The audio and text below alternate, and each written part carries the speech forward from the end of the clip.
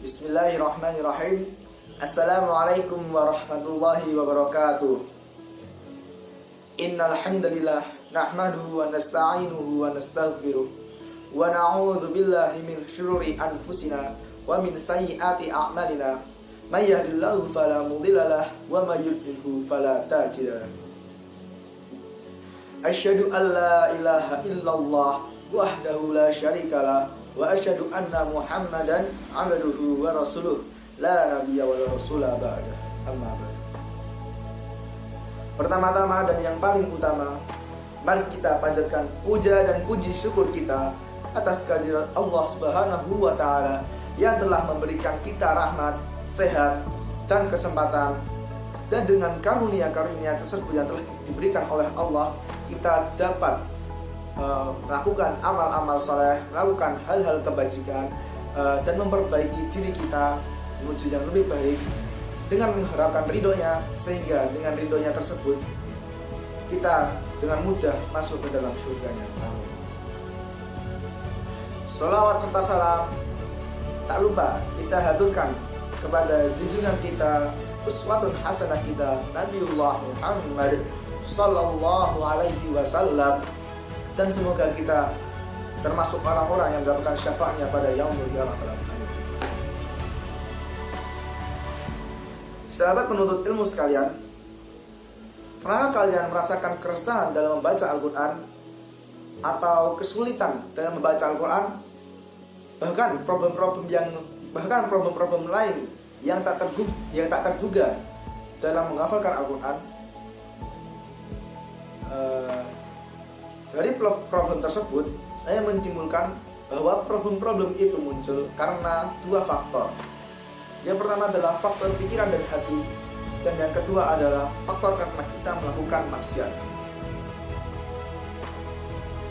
Yang pertama, ada faktor karena pikiran dan hati. Yang maksud di sini adalah bahwa dalam menghafalkan Al-Quran, pikiran dan hati kita harus benar-benar diniatkan untuk menghafal Al-Quran, atau bahasa lainnya harus lurus, harus satu niat, yaitu untuk apa? Untuk menghafalkan Al-Quran. Karena dalam hadis disebutkan innamal a'malu binniyat wa innamal likulli imri'in ma nawa. Sesungguhnya perbuatan itu tergantung pada niatnya, dan perbuatan itu akan dibalas berdasarkan niatnya. Jadi sudah jelas di sini. Jika kita meniatkan untuk menghafalkan Al-Quran, maka insya Allah akan memudahkan kalian dalam menghafalkan Al-Quran. Dengan catatan tadi, dengan catatan pikiran dan hati kita itu lurus satu niat untuk menghafalkan Al-Quran. Dan apabila dua syarat tadi, pikiran dan hati itu tidak terpenuhi, atau salah satunya itu kurang dalam penekanan atau peniatan dalam menghafalkan Al-Quran, maka akan ditemukan dalam perjalanan itu problem-problem yang tak terduga dalam menghafalkan Al-Quran. Dan yang kedua, tadi ada faktor karena kita melakukan maksiat.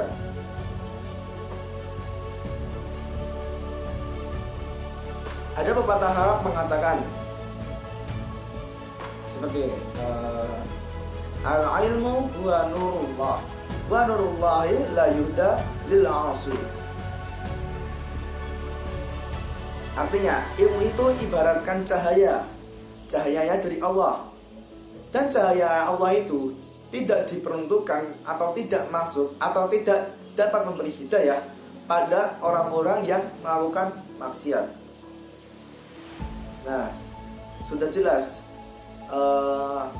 dalam kata-kata tersebut sudah jelas banget bahwa cahaya Allah, yaitu ilmu Allah, tidak akan masuk kepada orang-orang yang melakukan maksiat. Misal seperti ini, mesti kalian pernah melakukan maksiat lah. Nah, setelah melakukan maksiat yang bahkan disengaja atau tidak disengaja, nah kita mencoba untuk kembali kepada kebiasaan kita yang dulu, yaitu menghafal Al-Quran misalnya. Nah, dalam menghafal Al-Quran mesti kita tidak terduga, loh kenapa kok ini susah menghafal, kenapa kok ini ayatnya susah banget. Nah, ternyata tidak seperti itu sahabat basic, tidak seperti itu. Pemikirannya harus seperti ini. Kenapa saya tidak hafal? Kita lihat kembali ke aktivitas kita sebelumnya. Apa sih yang menyebabkan saya ini tidak bisa menghafal? Apa sih yang menyebabkan saya ini sulit untuk menghafal? Nah, jika kita sudah meneliti, memikirkan kenapa sih? Nah, kita menemukan bahwa kita tuh pernah melakukan maksiat.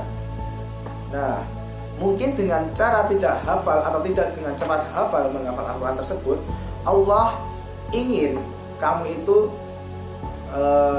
terus membaca agar apa? Agar dosa-dosa maksiat tadi tertutupi dengan kebaikan kamu dalam membaca Al-Quran. Karena pahalanya dalam membaca Al-Quran, satu huruf saja sudah dinilai 10 kebaikan bagi yang lancar, dan bagi yang terbata-bata hanya mendapatkan 2 kebaikan untuk usahanya membaca.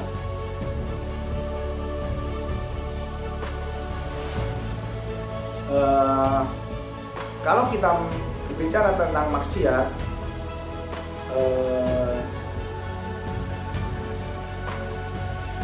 saya mengibaratkan hati dalam manusia itu ada 4 lapisan.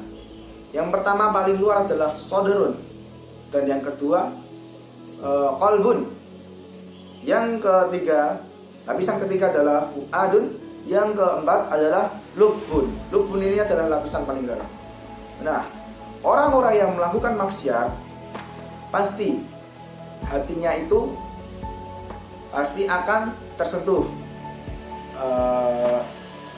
Bahasanya itu pasti hatinya itu akan mengatakan bahwa ini itu tidak baik, ini itu tidak disyariatkan dalam Islam. Nah, yang mengatakan ini tidak baik, ini tidak disyariatkan itu adalah hati kita.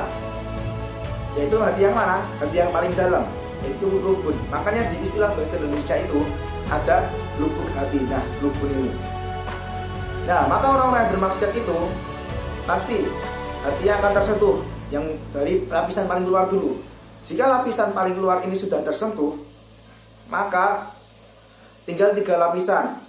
Nah, apabila kita belum sadar sama sekali bahwa kita melakukan maksiat, kita melakukan kesalahan, tidak sadar lapisan kedua tersentuh, dan disusul lapisan ketiga. Nah, setelah lapisan ketiga ini belum tersentuh, maka tersisalah lapisan yang terakhir, yang paling dalam, yaitu lubun. Dan apabila lubun ini tersentuh, maka Allah telah menyebutkan di dalam firman-Nya, khatamallahu ala qulubihim wa ala sam'ihim wa ala absarihim ghisyawatun wa lahum adzabun adzim. Allah telah menutup khatamallahu ala qulubihim, atas hati-hati mereka. Nah, hati ini, lubuk hati yang sering mengingatkan kita bahwa ini adalah buruk, ini tidak disyariatkan dalam Islam. Nah, hati kita sudah kena ala qulubihim wa ala sam'ihim, atas pendengaran kita. Jadi seluruh hidayah yang telah orang lain berikan, atas hidayah Allah yang hidayah Allah atas perantara orang lain itu yang telah diberikan pada kita itu tidak masuk ala sam'ihim wa ala absarihim. Nah, kita melihat orang melakukan kebaikan itu, hati kita itu tidak tersentuh untuk melakukan hal yang sama. Nah, ala absarihim ghisyawatun, tertutup. Jadi Allah itu telah menutup, ghisyawah tertutup, ditegaskan lagi tertutup. Ghisyawatun walahum, dan bagi mereka, atas mereka itu adzabun azimun, siksa yang pedih. Naudzubillah. Dan di surat lain disebutkan, surat Al-Isra, surat ke-17 ayat ke-72, yang bunyinya seperti ini. A'udzu billahi minasyaitonir rajim. Bismillahirrahmanirrahim. Wa kana fi hadhihi a'ma fa huwa fil akhirati a'ma wa adallu sabila.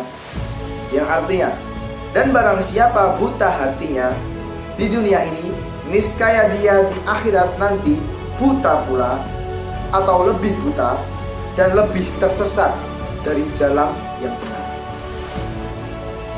Nah, di ayat ini sudah jelas juga bahwa barang siapa di dunia ini hatinya buta atau di hatinya ini sudah tertutup, ya sudah dijelaskan di surat Al-Baqarah tadi, sudah tertutup, maka nanti di akhirat pula dia akan lebih buta dan lebih tersesat dari jalan-jalan yang benar, dari jalan kebenaran.